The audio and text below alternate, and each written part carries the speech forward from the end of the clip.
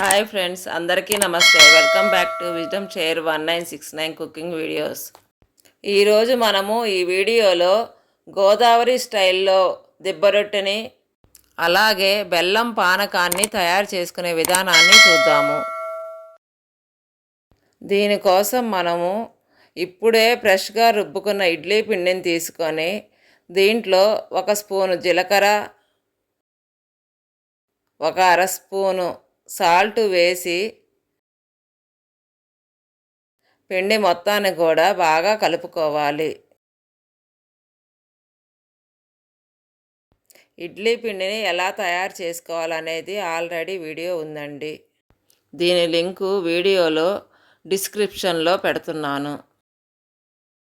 ఇప్పుడు స్టవ్ మీద ఒక కళాయి పెట్టుకొని దీంట్లో 1 స్పూను బటర్ వేసి మంటని లో ఫ్లేమ్లో ఉంచుకొని బటర్ అంతా కూడా కరిగేంత వరకు కూడా కరిగించుకోవాలి.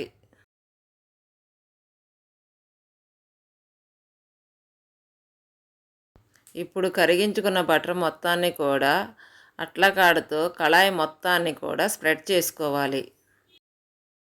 ఇప్పుడు ఈ కరిగించుకున్న బటర్లోకి మనం ముందుగానే తయారు చేసుకున్న ఇడ్లీ పిండి మొత్తాన్ని కూడా వేసుకోవాలి.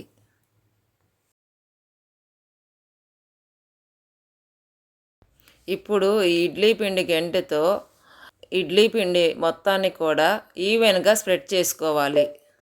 ఇప్పుడు ఈ కళాయి మీద మూత పెట్టి ఒక 15 నిమిషాల పాటు ఉడికించుకోవాలి. ఈలోపు మనము బెల్లం పానకం తయారు చేసుకోవడానికి స్టవ్ మీద ఒక గిన్నె పెట్టుకొని ఈ గిన్నెలో 1 కప్పు తాటి బెల్లము వేసుకొని అరకప్పు వాటర్ పోసి అట్లకాడతో కల తిప్పుకుంటూ బెల్లం కరిగేంత వరకు కూడా కరిగించుకోవాలి. ఇప్పుడు ఈ బెల్లం మొత్తం కరిగి పాకవటానికి 3-4 నిమిషాలు పట్టింది.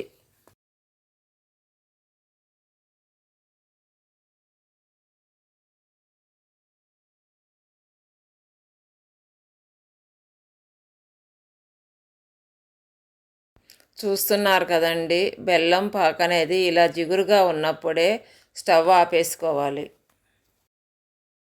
ఇప్పుడు ఈ బెల్లం పాకు మొత్తాన్ని కూడా ఒక గిన్నెలోకి జల్లెడ పెట్టుకొని వడపోసుకోవాలి.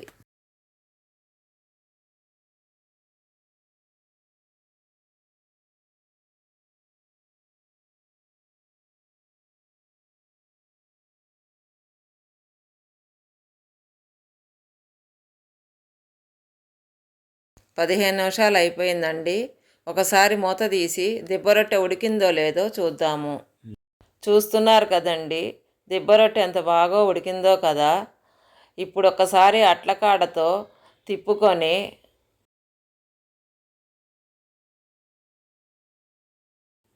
చుట్టూతా 1 స్పూన్ అంతా ఆయిల్ వేసుకొని మూత పెట్టి ఒక 5-6 నిమిషాల పాటు ఉడికించుకోవాలి.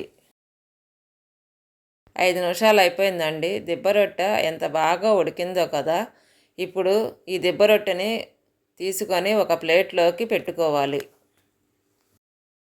ఇప్పుడు నేను ఏ విధముగా అయితే దిబ్బరొట్టెను చాకుతో కట్ చేసుకుంటున్నానో మీరు కూడా ఇదే విధముగా కట్ చేసుకొని ఈ దిబ్బరొట్టె ముక్కని మనం ముందుగానే తయారు చేసుకొని పెట్టుకున్న బెల్లం పానకంలో ముంచుకొని తిని చూద్దాము.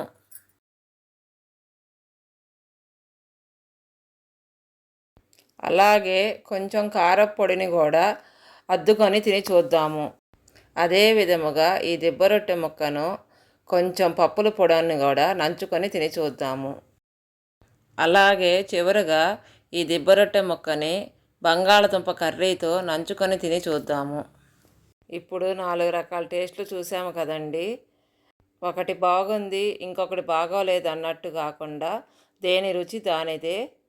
అన్నిటితో కూడా దిబ్బరొట్టె చాలా బాగుంది. అంతే అండి, గోదావరి స్టైల్ దిబ్బరొట్టె బెల్లం పానకము తయారైంది.